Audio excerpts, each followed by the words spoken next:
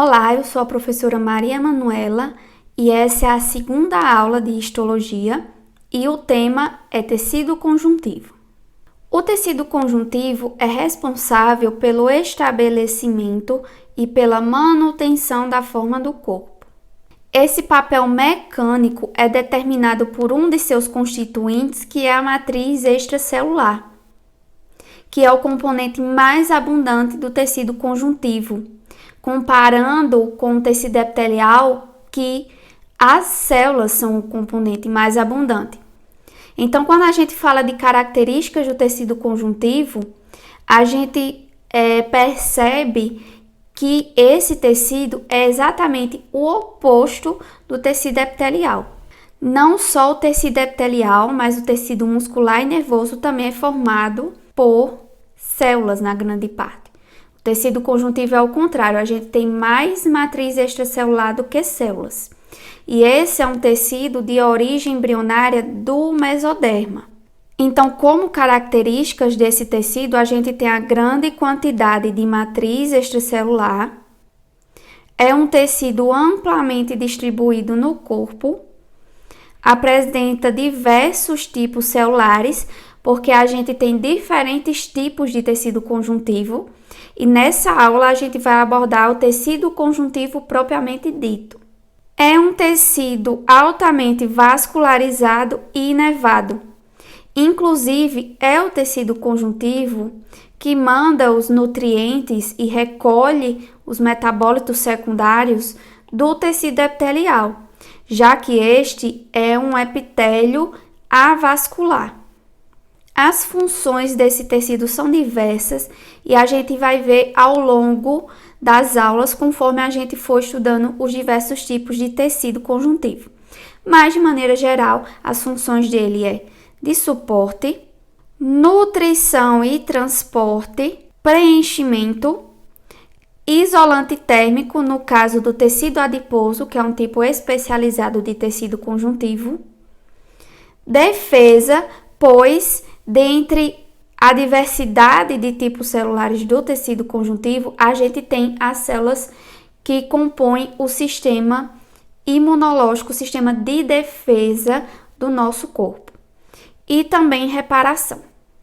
Assim como os outros tecidos, a gente tem como componentes a matriz extracelular e as células. Porém, aqui as células estão dispersas dentro da matriz extracelular, que é o grande componente desse tecido, sendo ela dividida em uma parte sem forma, que é a substância fundamental e o líquido tecidual, e uma parte que dá a forma da matriz extracelular, que são as fibras. Nós temos fibras colágenas e fibras elásticas. As fibras reticulares são um tipo de fibras colágenas. Porém, a gente usa o termo fibras reticulares por um motivo que a gente vai ver já já. Já as células do tecido conjuntivo, propriamente dito, especialmente, estão agrupadas em duas categorias: as células residentes e as células transitórias. As células residentes formam uma população de células que se desenvolvem e permanecem no tecido conjuntivo propriamente dito, onde exercem suas funções. As células fixas constituem uma população estável e de vida longa, que inclui os fibroblastos, que é o tipo celular mais abundante do tecido conjuntivo propriamente dito, macrófagos, adipócitos, mastócitos e células-tronco adultas. Já as células transitórias, também chamadas de células livres ou células migrantes, originam-se principalmente na medula óssea e circulam na corrente sanguínea. Ao receberem o estímulo ou sinal adequado, estas células abandonam a corrente sanguínea e migram para o tecido conjuntivo, onde realiza suas funções específicas. Dentre elas, nós temos os linfócitos, plasmócitos, neutrófilos, eosinófilos, basófilos e monócitos. Como a maioria dessas células móveis geralmente têm vida curta, elas devem ser substituídas a partir de uma grande população de células-tronco.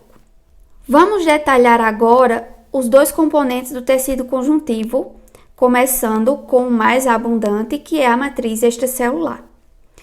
Ela é uma rede estrutural complexa e intrincada que circunda e sustenta as células. Ela proporciona suporte mecânico e estrutural, ancorando as células dentro dos tecidos por meio de moléculas de adesão entre a célula e a matriz extracelular. Essas moléculas de adesão estão na substância fundamental, que é uma parte da matriz extracelular. Atua como barreira bioquímica, regula as funções metabólicas das células que o circundam, fornece vias para a migração celular, por exemplo, durante o reparo de feridas, e modulam o crescimento celular. Dentro da matriz, nós temos uma parte amorfa, que é a substância fundamental e o líquido tecidual, e uma parte morfa, que são as fibras. Os histologistas escreveram inicialmente 3 tipos de fibras que a gente já viu: as colágenas, reticulares e elásticas. Essa classificação foi com base na sua morfologia e reação com as colorações histológicas. Porém, se sabe hoje que as fibras reticulares são, na verdade, um tipo de fibra colágena. Então, o termo fibra reticular permanece nessa classificação, primeiro por razões históricas e também por conveniência, porque na descrição dos órgãos que possuem grandes quantidades desse tipo de colágeno, é bom fazer essa separação, que é um tipo específico de colágeno e tem uma função bem específica também que a gente vai ver mais à frente. A substância fundamental é um componente da matriz que ocupa os espaços entre as células e as fibras.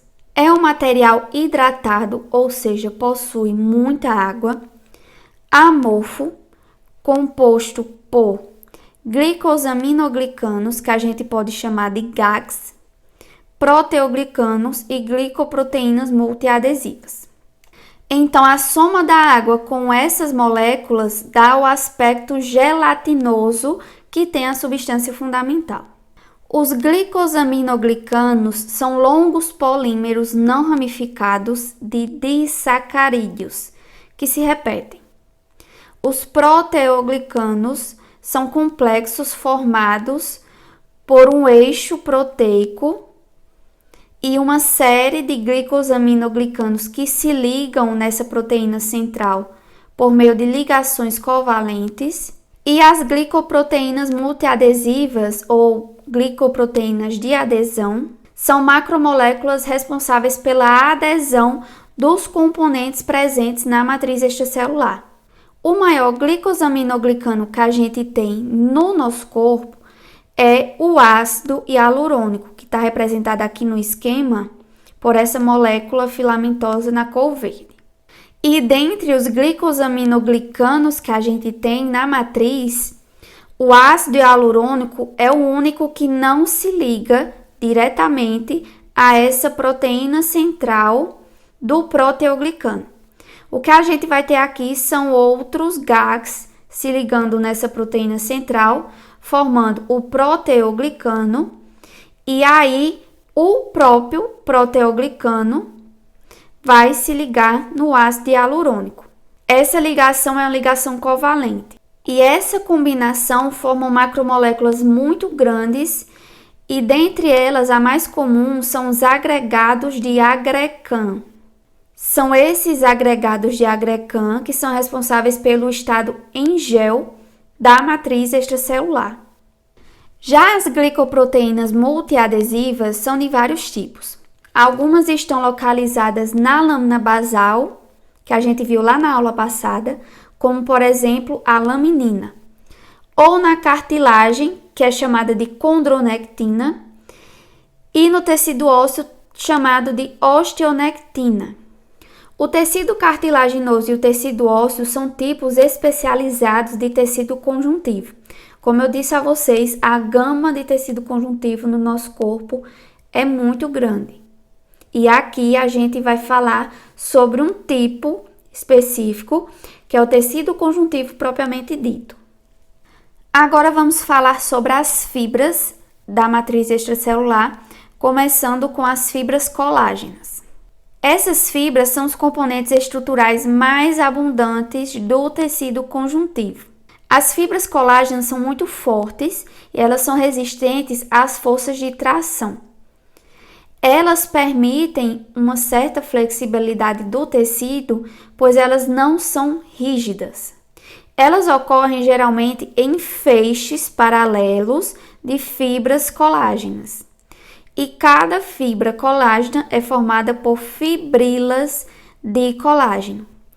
Nessa imagem de microscopia eletrônica, a gente visualiza as fibrilas colágenas em cortes transversais e em cortes longitudinais. O tecido que tem fibras colágenas organizadas em feixes, geralmente são tecidos bem resistentes.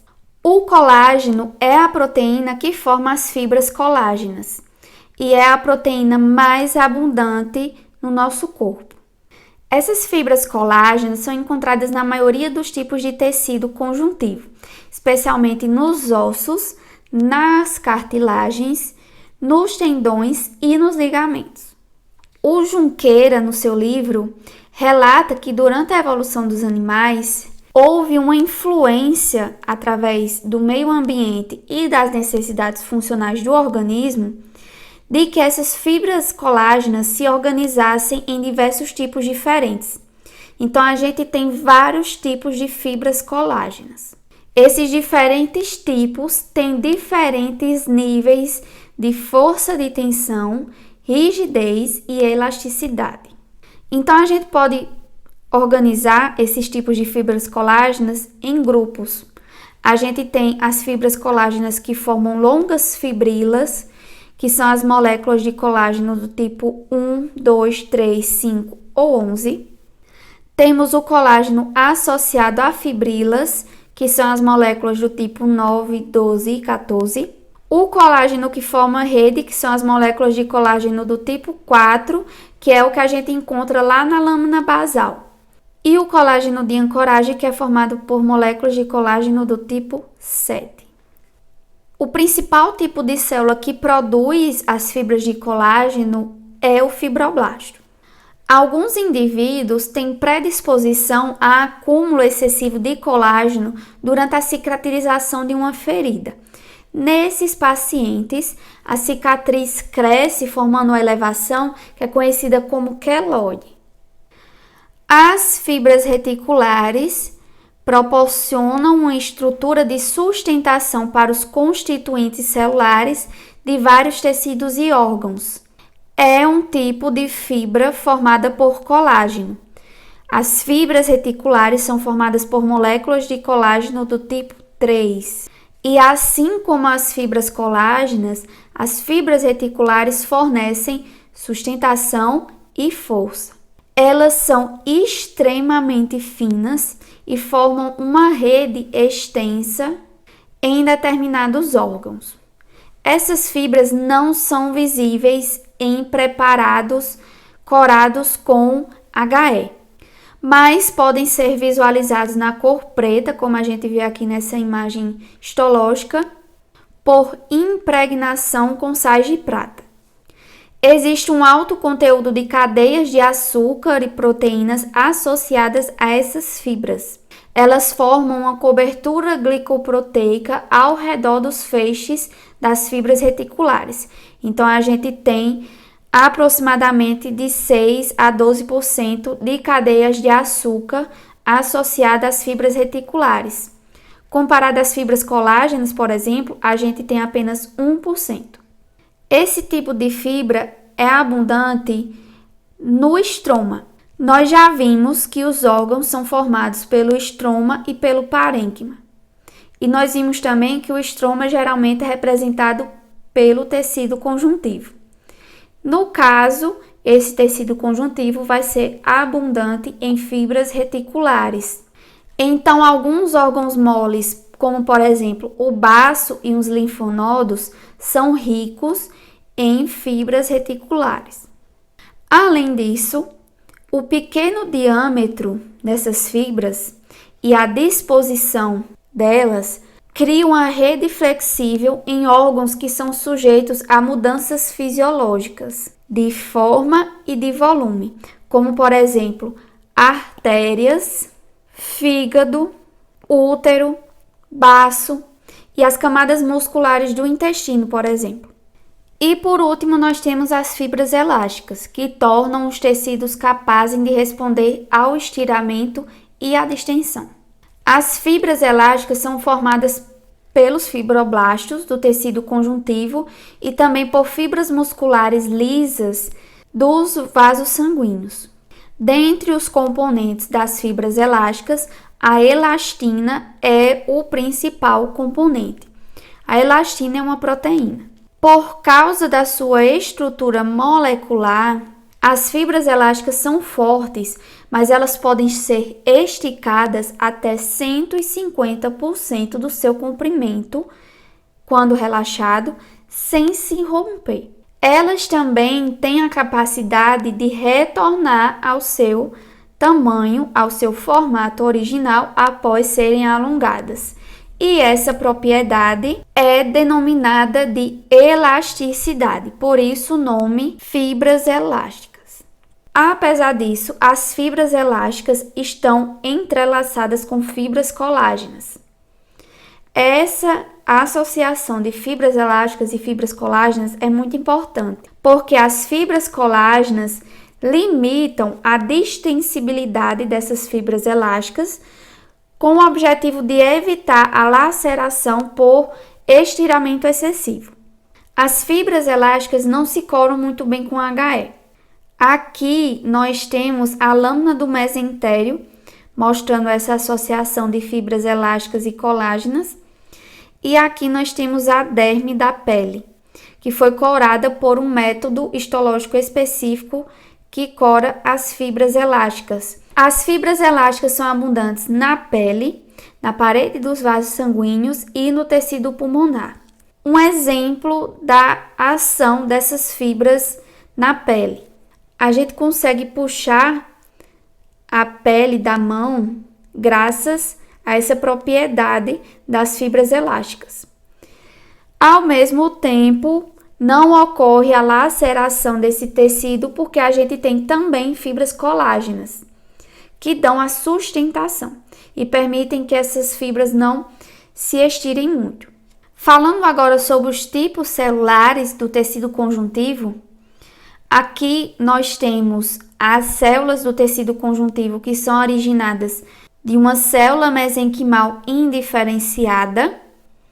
Essa célula mesenquimal, ela vem do mesoderma.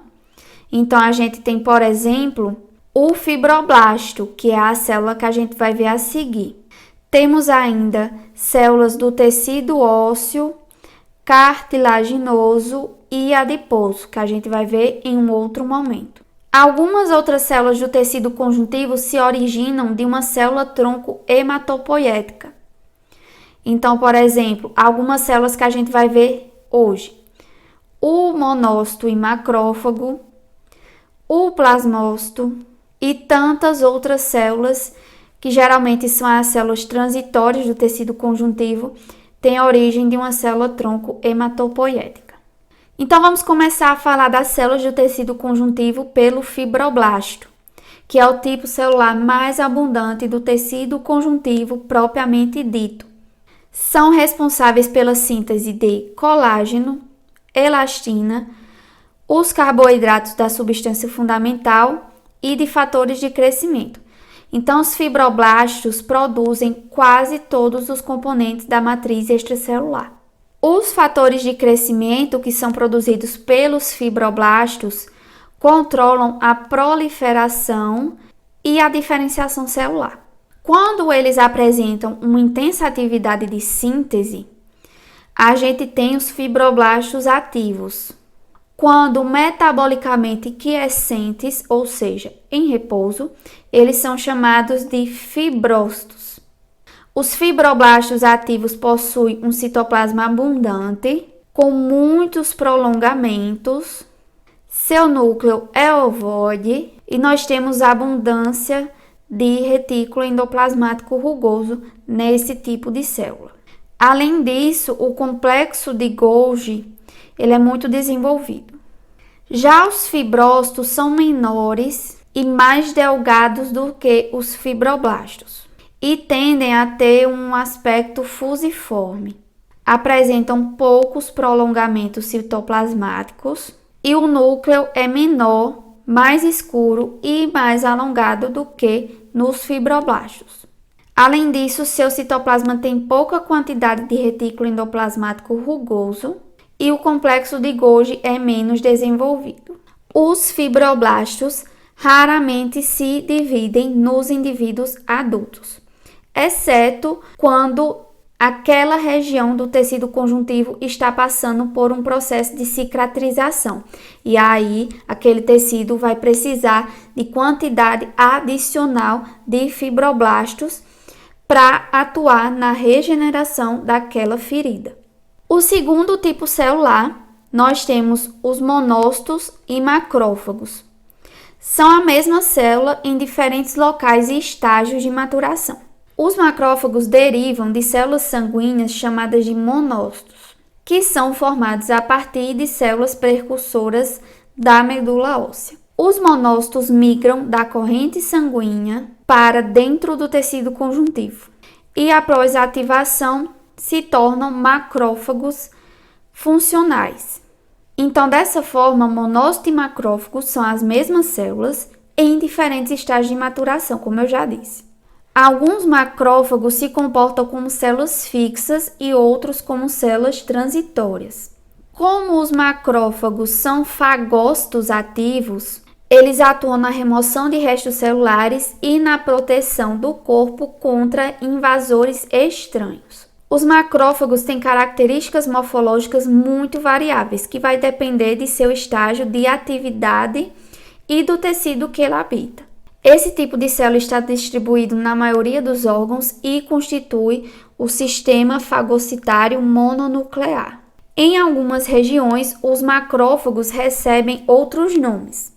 Por exemplo, no fígado, ele é conhecido como células de Kupfer. No sistema nervoso central, micróglia. No linfonodo, é chamado de célula dendrítica. Na pele, são as células de Langerhans. E no tecido ósseo, osteoclastos. Essas células, elas são células residentes, por isso recebem nomes de acordo com a sua localização.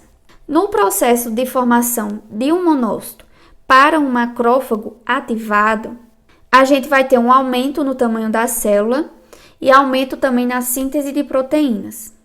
E aí a gente vai ter um aumento do complexo de Golgi e um aumento no número de lisossomos, microtúbulos e microfilamentos.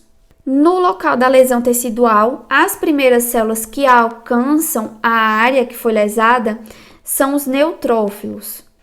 Depois de 24 horas, os monócitos dos vasos sanguíneos alcançam o local da lesão e se diferenciam em macrófagos, permanecendo até a resolução da inflamação. Então, aqui a gente tem uma imagem de tecido conjuntivo de uma área de cicatrização de uma ferida. Por isso que a gente tem aqui neutrófilos e macrófagos. Terceiro tipo de célula presente no tecido conjuntivo, mastócito. Os mastócitos se originam de células-tronco da medula óssea. São células grandes e ovoides, com núcleo esférico e citoplasma repleto de grânulos de secreção. Os mastócitos circulam inicialmente no sangue periférico como células agranulares. Inclusive, nesse momento, eles são semelhantes aos monócitos. Após a sua migração para o tecido conjuntivo, esses mastócitos agranulares vão se diferenciar e vão produzir seus grânulos. A principal função dos mastócitos é estocar mediadores químicos de resposta inflamatória, como, por exemplo, a histamina. Quem é alérgico conhece muito bem a histamina e seus efeitos no corpo. E também glicosaminoglicanos sulfatados, como, por exemplo, a heparina. Então, são as duas substâncias que a gente tem presente nesses grânulos secretores. As duas principais, histamina e heparina. Os mastócitos também colaboram com reações imunes e têm um papel muito importante na inflamação, nas reações alérgicas e nas infestações parasitárias. No tecido conjuntivo, existe pelo menos 2 populações de mastócitos. Um tipo é chamado de mastócito do tecido conjuntivo. Ele é encontrado na pele e na cavidade peritoneal. O outro tipo é o mastócito da mucosa, que a gente encontra na mucosa intestinal e nos pulmões. A distribuição dos mastócitos no corpo, ela é ampla, porém, eles são particularmente muito abundantes na derme e nos tratos digestivo e respiratório.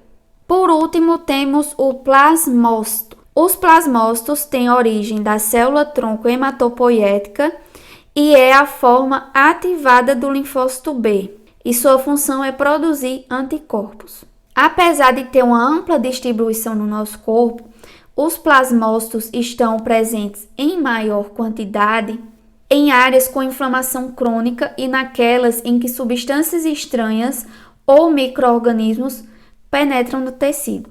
Por exemplo, o sistema digestório e o sistema respiratório. Além disso, representa o componente normal do tecido hemocitopoiético, das glândulas salivares e dos linfonodos.